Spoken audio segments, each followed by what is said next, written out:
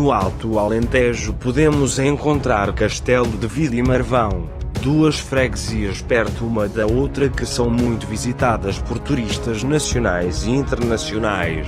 Ambas as freguesias possuem um castelo e são um dos mais belos lugares de Portugal, possuindo vários factos históricos.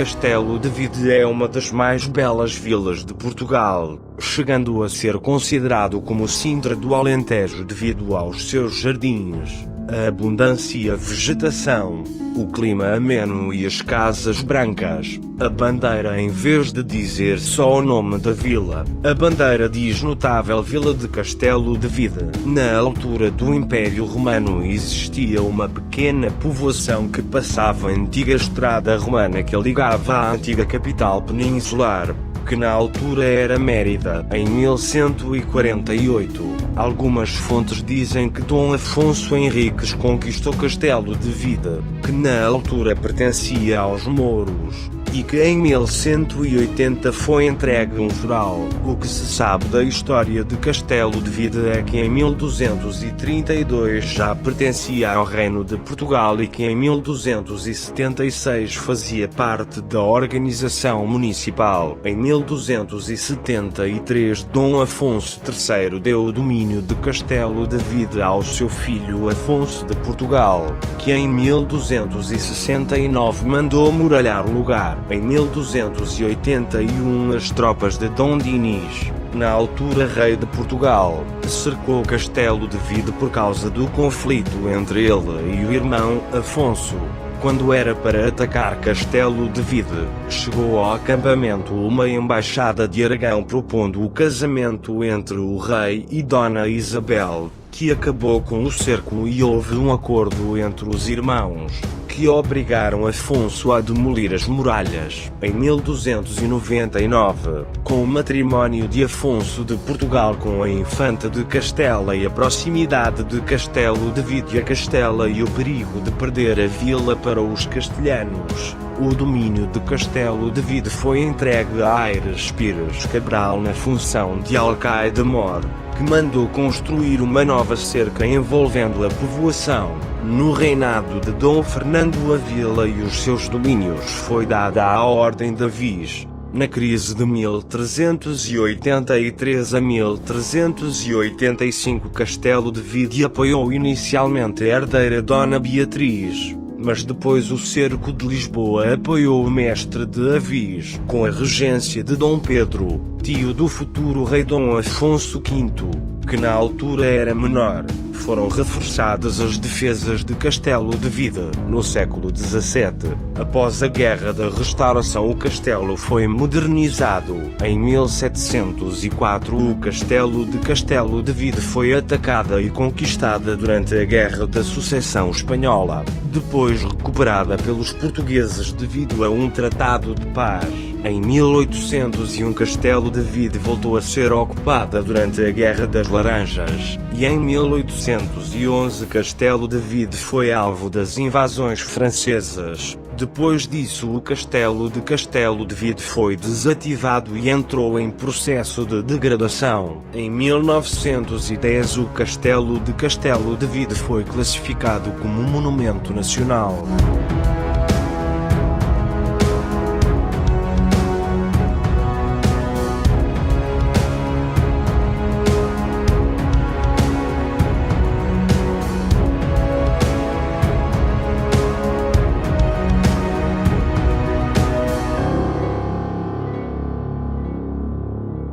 Em Castelo de Vide podemos encontrar uma rua judaica que era conhecido como Judiaria, que possui uma sinagoga construída no século XIV. A sinagoga marcou a presença da comunidade judaica em Castelo de Vide. Durante o século XVII a sinagoga foi alvo de obras de alterações. Atualmente a sinagoga é um museu e foi classificado como imóvel de interesse público.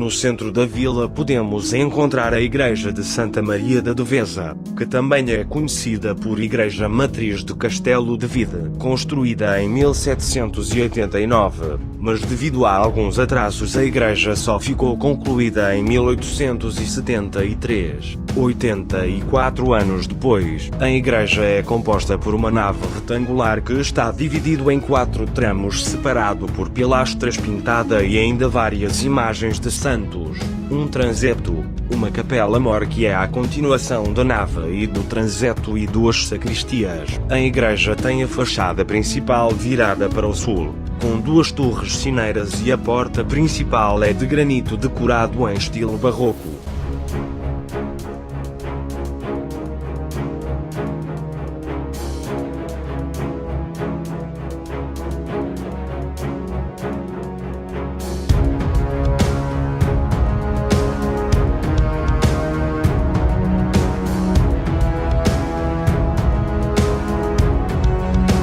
Na saída de Castelo de Vide podemos encontrar a Capela da Nossa Senhora da Penha, uma pequena capela, do século XVI situada no alto de um monte que tem o privilégio de ser um miradouro de Castelo de Vide. Reza a lenda que num certo dia um pastor que estava a guardar o seu rebanho, viu um grupo de malfeitores que planeavam roubar as suas ovelhas. O pastor disse: "Ajudai-me, Nossa Senhora." Depois de dizer esta invocação apareceu Nossa Senhora que estava montada num burrinho, que transformou o dia em noite, impedindo que o roubo acontecesse.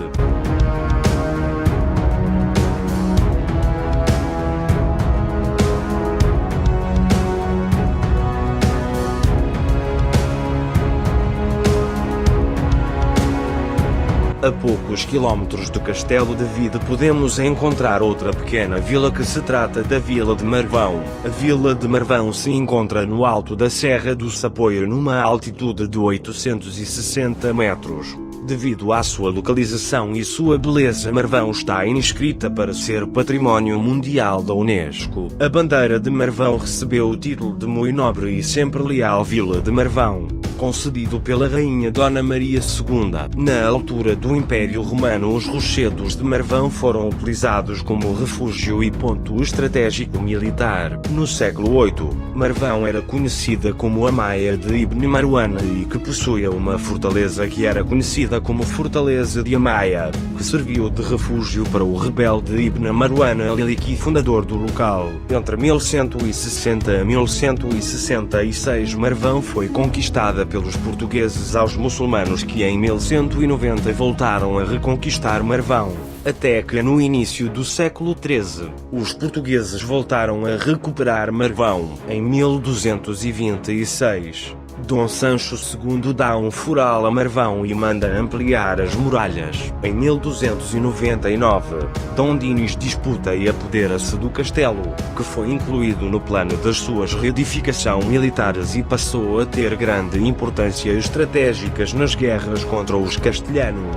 Na crise de 1383 a 1385, Marvão e o seu castelo tomavam o partido do mestre de Avis. Durante o século XV, os reis da época concederam os privilégios à vila para incrementar o seu povoamento e a sua defesa. Depois da restauração da independência, o castelo e as muralhas de Marvão sofreu obras de recuperação e que aproveitaram para serem reforçadas. Durante as invasões francesas, Marvão foi ocupado pelas tropas francesas. Em 1922, o castelo de Marvão foi classificado como monumento nacional. Em 1938, o castelo foi alvo de reparações, limpeza, desinfecção e reconstrução.